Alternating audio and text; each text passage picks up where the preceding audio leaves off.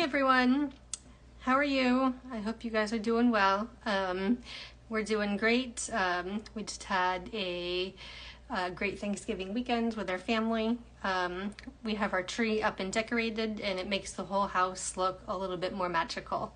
The temperature today was in the low 60s, and it actually felt a little bit like winter, which was unusual for Florida. It probably won't stay this cool for very long, so we're enjoying it while we can. Today I wanted to talk to you about the importance of taking creative pauses. Taking a pause in your creativity is more than just a luxury. It's a critical part of your creative process. And for the purpose of this, a pause is a conscious choice to slow down, to take a break, to step away from certain things for your own well-being. Not those things are bad by any means, but just, you have to allow yourself time to rest and recharge. And doing that and being intentional and aware of those things before you get to the point of burnout is an act of self-care. The creative process in any discipline can be really intense and mentally draining. Whatever you do, whether you're an artist or a designer or a chef or a florist, we do a lot of thinking and planning and concentrating. There's problem solving in our process, writing, making decisions, editing and revising, planning, and all that doesn't even include the business aspect if that's something you're working on or working toward. And that involves things like marketing, social media, networking, website maintenance, shipping, and so much more than just the creative, the direct creative act. So whatever it is that you do, it's okay to put your creativity and your creative work on pause for a short time, or even a couple weeks, like this time of year. It'll still be there for you, ready and waiting when you get back to it. So there's 3 things you can do during this time of pause. With everything, first, rest and recharge. With everything that's going on in our lives and in our minds, around the world and current events and on a smaller scale, it's a lot to take in and absorb and deal with. So we need breaks to recharge. Allow yourself time to step away. You can spend time with family or friends, or you can just decompress on your own. This time allows us to fill ourselves back up, both with inspiration and in general for our mental and physical wellness. Taking a break allows us time to discover new things that we're interested in, and new things that we want to explore, new stories to tell, ideas to share. It also allows us it allows us to reconnect with ourselves and with others. So it's really important to build in intentional rhythms of rest.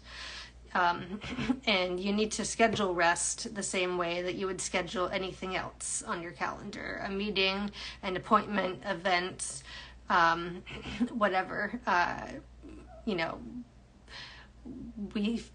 We seem to think that rest is not productive, and therefore it doesn't warrant getting a space on your calendar, but that's actually not true. You can also pick and choose what you need to rest from. Think about the things that you're doing and working on. You could take a complete break from everything through the holiday season, or just step back from certain things like social media. A lot of people do that, at different times of the year, but also during the holidays. It's a really good time to take advantage of the slower pace. There's not as much stuff going on in terms of day-to-day life and responsibilities. School's out if you have kids. People are wanting to just relax and gather and just enjoy the time together. So I think I just lost my train of thought. Anyway, so you could take a complete break from everything or just certain things. And you could also take the opportunity, if you want to still be a little creative, you could be less structured in what you're doing. Just take time to explore, experiment, have fun. You don't necessarily need to be producing things. Not working is not going to ruin your business, and not exercising your creativity is not going to set you back. Taking a pause is productive. And really, it's important to take a rest before you need it, because if you don't, you're going to make yourself sick, and you're going to be forced to rest, and that's going to take even longer to recover and recoup than if you had just scheduled the time in and allowed yourself the downtime. So you also need to do the things that are relaxing for you, not necessarily what is stereotypically relaxing. And also remember that you don't have to go full tilt with a crazy packed holiday schedule. And that brings us to number 2. Enjoy the holiday. This is a transitional time of year, and like I said just a minute ago, we exist almost in a kind of limbo. There's not a lot of business going on. Nobody really wants to be working. There's holiday parties and work parties, work events, family get-togethers, friend get-togethers. So it's really a good time to step back from your creative work and not worry that you'll fall behind. Instead of spending a lot of time working, try spending time enjoying all the different kinds of activities that go with the Christmas season. Your town is likely going to have a list of lots of different performances, activities, events, and displays for you to choose from. And if you don't like any of those ideas, or you want some additional suggestions, go on Pinterest and just type in something like Christmas bucket list, and you're going to find a whole bunch of different suggestions and ideas of things you can do. I really like to embrace slow living for this season, and by that I mean just our family is not one that is always on the go a lot. We are trying to be very intentional about how we use our time, and not get caught up in just being busy.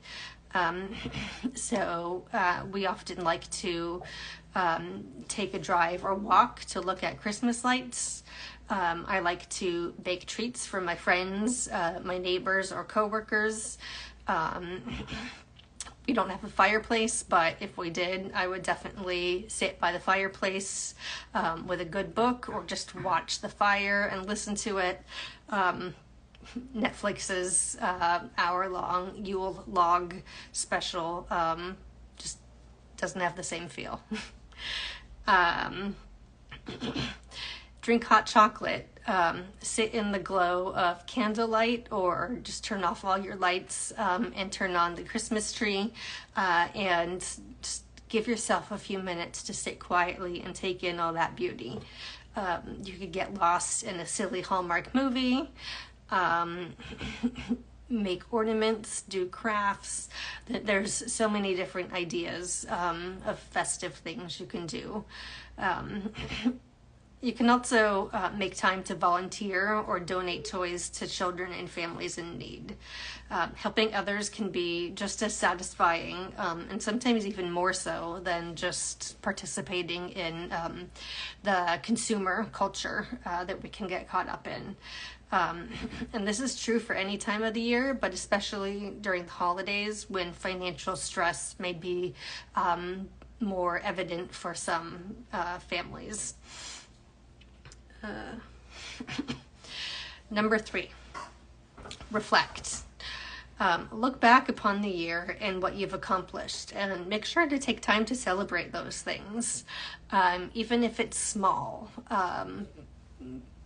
You know, you have worked hard to get where you are, and to have the kind of success that you've achieved. And success is relative, but if you're starting small, then it's really important to celebrate the little victories, because that gives you satisfaction and motivation and inspiration to keep going and push forward when things are hard. You can think ahead to the new year and identify what your new goals are going to be. If there's something you didn't accomplish, is that something you want to tackle again this year? Is there something different you want to work toward? Evaluate what worked and what didn't. Think about the things that you enjoyed and the things that you want to let go of. And I'll have more on this in another art chat later this month, so stay tuned for that. But the important thing with all of this is to set boundaries with yourself when you need time for creative rest and pauses. Set those boundaries and honor them. It's so easy to get caught up in the hustle culture and just keep going all the time.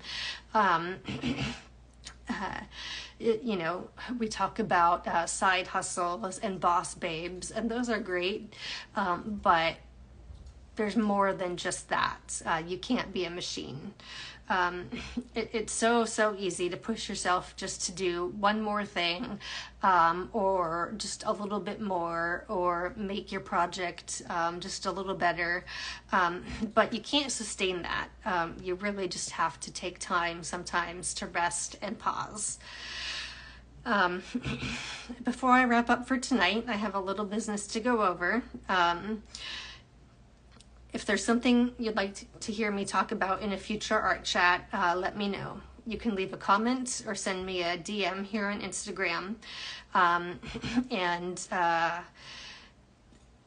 You know, if it's something that's important to you, let me know, and maybe I'll go over it sometime.